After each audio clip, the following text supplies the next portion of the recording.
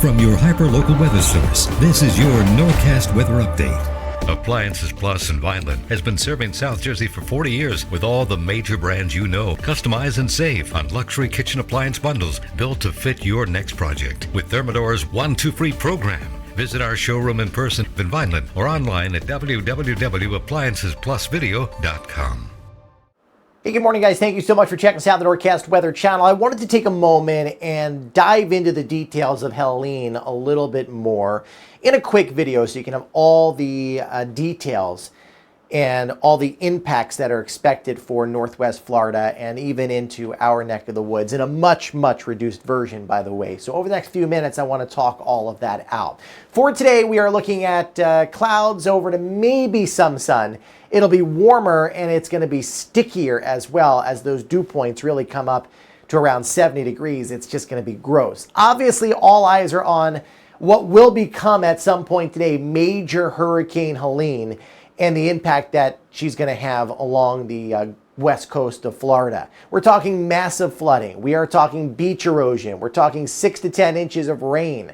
Winds gusting over 100 miles an hour. It is going to be catastrophic for some of the area down there. Storm is now a Category 2 hurricane. It's going to start to at least try to form a defined eye. I think that process happens at least over the next 4 hours. We see a lot of convection. Thunderstorms are firing up, and the more thunderstorm activity we see, the stronger the storm gets because the pressure is allowed to drop. Right now, we are roughly 10 to 12 hours away from landfall. And already you're starting to see those outer bands of heavy rain come into southwest Florida, the Tampa area. All of southern Florida is now under a tornado watch because historically speaking, when you're on that northeast side of a storm, the northeast quadrant, that is where the thunderstorms automatically are rotating. So they have those natural rotation characteristics. And I think there's going to be multiple tornadoes throughout Florida today and then up into Georgia and the Carolinas tonight and early tomorrow morning. But right now, the storm is intensifying. We're going to see those heavy bands of rain continue to wallop the west coast of Florida. And like I said, lots of convection, lots of thunderstorm activity going on here. And eventually you're likely going to see this wrap around the center, and then the center is going to become more well-defined as it clears out. So that process is going to happen over the next 4 hours or so. And we're projecting this to intensify into a Category 3 and then make landfall as likely a high-end Category 3 before heading up into Georgia. Now, this storm is going to be moving so quickly that the wind gust potential of 50 to 70 mile an hour gusts extends even into Atlanta, Georgia. Now, because there's an upper level low, this thing is going to be tugged back to the north and west. It's called the Fujiwara effect. By the time it gets to us, it'll be a much reduced version of itself, and we're going to get an round of rain tomorrow and early Saturday. So that is a little bit of a change in the forecast from where we were just a couple days ago. Here's the biggest threat with this storm: a catastrophic storm surge of 15 to 20 feet where the storm is projected to make landfall. Just to the south in like Cedar Key, you're looking at storm surge of 8 to 12 feet. You cannot survive this type of storm surge. So I surely hope that the folks in those areas heeded the warnings and got out.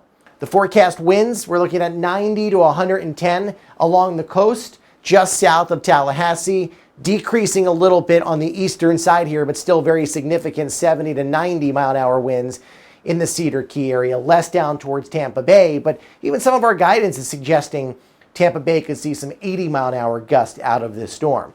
There is a significant tornado threat for southeast South Carolina, eastern Georgia, northeast Florida, but the entire southeast really is under the gun, at least the coastal sections, for these spin-ups and these tornadoes through today and early tomorrow morning. So it's down to the south. It's going to continue to move northward.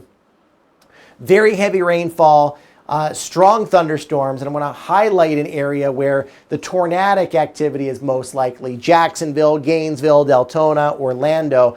Then it makes landfall tonight, and then it's in a hurry to get out of here. If you're heading down to Florida, I don't know what the airlines are looking like right now, But the weekend should be fine. It's just going to be cleanup, unfortunately, along Big Bend and the west coast of Florida. But if you're heading into like Orlando or Fort Lauderdale, outside of encountering some delays, really not a whole lot to hold you back. But the airlines these days can never tell what's going to happen here. All right, so there is going to be an area of 6 to 10 inches of rain. Even into the mountains of North Carolina could be looking at, say, over a foot of rain thanks to that orographic lift. Futurecast is going to show you the storm moving to the north and then moving northwest. However, there is a frontal system kind of stalled down to our south that could tap into some of this moisture. So we are not looking at severe weather. We are not looking at, 4, 5, 6 inches of rain. We are not looking at extreme winds. But we could very well be looking at least scattered rain and enough to help with the drought. It's not going to alleviate our drought conditions, but worst case scenario, around an inch of rain. That would be tomorrow into your Saturday. And then the ghost of Helene beelines for the coast and could form into like a nor'easter type thing by early next week. So a lot of moving parts that we got to figure out, and we'll obviously let you know what's going on with all of this. For today, cloudy skies, chance of a couple scattered showers out there. No big deals, maybe some pops of sun here or there. We're excited about that at least. Let's take a look at your 7-day forecast. Unfortunately, not the best weekend. I have us unsettled with shower chances, lower 70s. More of the same through Monday and Tuesday, then finally getting better by mid next week. I cannot wait to see the sun. Stay tuned for more updates throughout the day.